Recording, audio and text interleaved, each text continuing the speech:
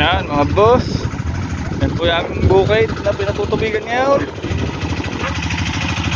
Yan po yung manok, yan yung mga kubo. Meron din po tayong bantay na aso dyan. Yan yung ating manok. Pakainin ho ating mga manok. Yan yung aso, baluga at saka si negro.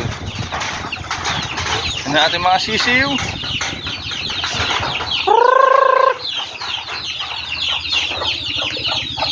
Itlog ho 6. Tapos kabilang pugad 2, 4, 6, 8. Meron din ho tayong humahalimhim dyan.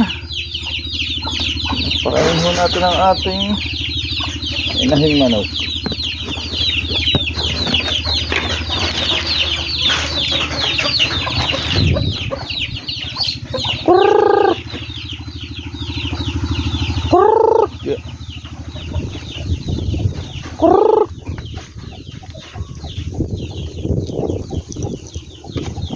Ilan po ay 7, 2, 4, 6, 7. Ayun, namisa na ho ang ating isang manok. Biniling 2.5 ang isang inahin. Ayun ho, may kiti na ho pala ang ating manok.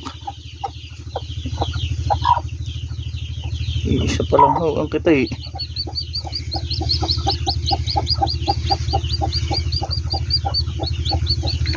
Isang kiti pa lang ho. Ayan ho ang paikot ng ating bukid. Ayan ho ang kinukuha na ng ating patubig ng bomba.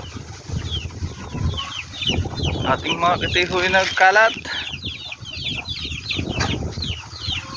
Luga! Po, ganabi na naman tayo sa pagpapainom ng ating baka. At po siya magpapainom ng ating alaga. Ano si Bulugang. Binaalok ko namin sa bentahan. Mura lang hong binibili. Bala ko yata hingin na lang.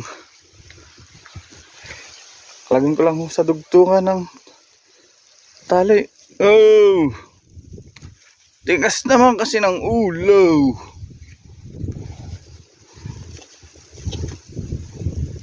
Ayaw matanggal.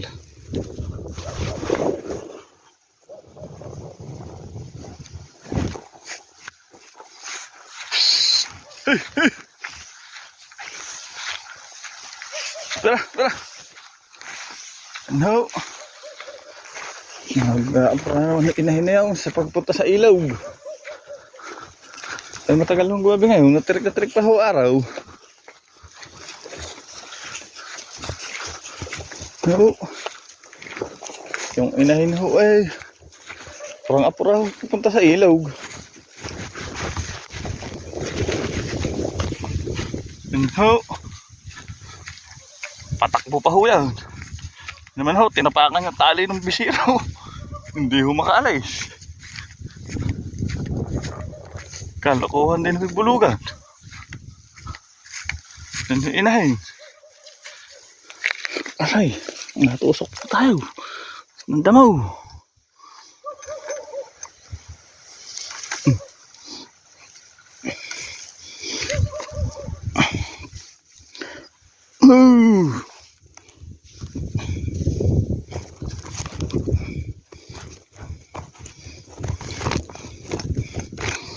Ayan ho. Patakbo na ho yan.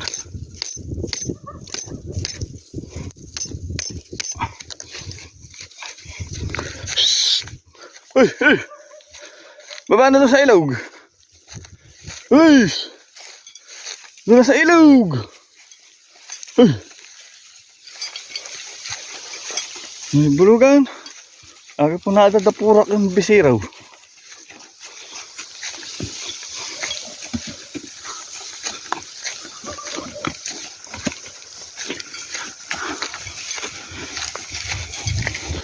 Baka bukas ng umaga iuwi ko na itong bulugan doon sa tabing bahay. Maisama ho sa mag-inang Snow White. Sari-sari ba ho doon yung damaw. Maiwanan na ho dito yung mga may anak.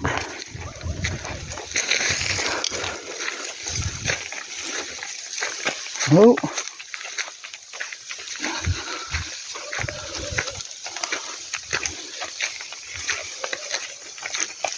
Nadapurok na naman, lubaid.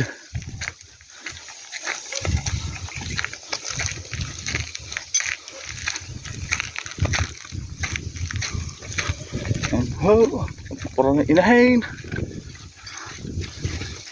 Natanggal ko yung kanilang tulaws para ho hindi umiilandang pag nasasabit sa mata. Papo tayo tamaan sa likod o sa ulo. Sigurado ho, bukol o pilay ang mangyayari. Po, sa kabila hindi pa rin ho, mura pa rin yung mga palay doon. Yan ho.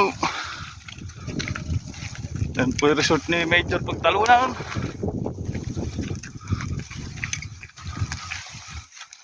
Ito yung kaparangan. Mura-mura lang yung talahib. Inahinuin may patakbo na.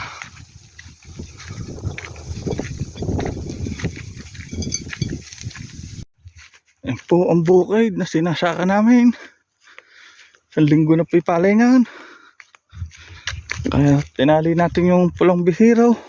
Matawid po sa kabilang sapa para po tayo magbayad pa at mabarangay. Kaya ho natin isinuga na. Mahirap po yung magbabayad pa. Hirap itatam na ng munggaw. Di pa ho napapatubigan. Ayan ho, ang punong-puno na po ang pitak ang tubig. Maya-maya pa daw pupunta ang aking utol. Kakape pa ho siguro sa bahay. Hindi yung mga bisiraw. Saan ho kaya ang anak ng ating inahin na rin? Yan, po yung kubo sa kabilang dulo. Yan. Oh, yung kubo.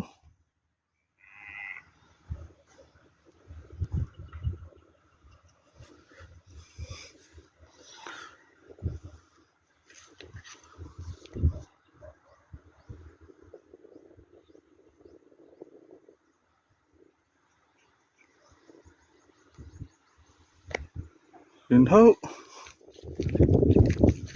Matubig na ho. Ito po yung inahin. Yun po yung mga bisiraw. Yun yung pula. Matubig na ho. Baka ho patay na ng aking kuya yung bomba ngayong gabi. Isang araw ho ay patatabaan na ho yan. Ang mabilis yung sumikad yung ating palay. Ayan ho, ang inahin pula. Siguradong gutom.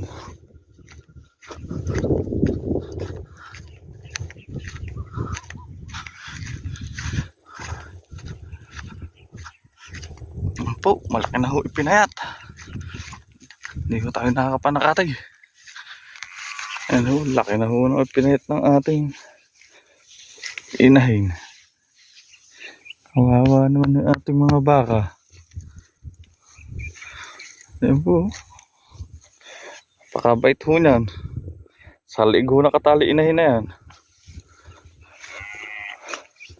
Oo, gutom na gutom ho. Ayan po. No, may patakbo na mga bisiro. Yan po ang tulos, nahila-hila. Sa Quezon Province ang tawag yan ay paltak. Sabi ko sa akin ng pare kong popo. Paltak daw po sa kanila yan. Dito po sa atin sa Nueva Ecija ay tulos. Ano, tumatakbo na ho sila. Yan po ang sabi ng aking boss Popoy, paltak. Kala ko hulong una yun, niloloko lang ako ng aking boss Popoy na yun eh. Yung pala tunay.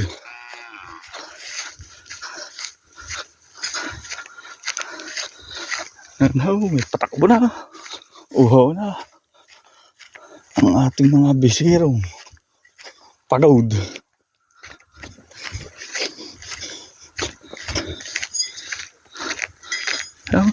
Isa'y hindi pa nakakabunot ang pulaws. O, taragis na yan.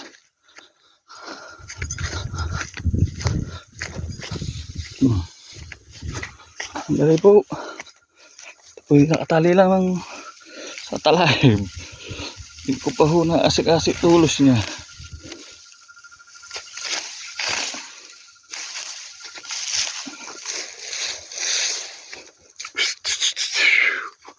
Hey! Na, tapo.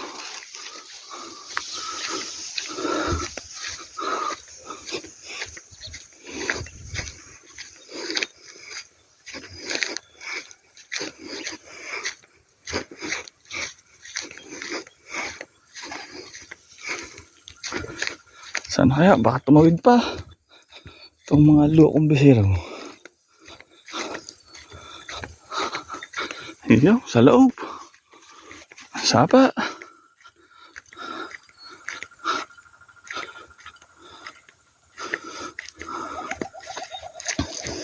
Ano po isa sa kabila.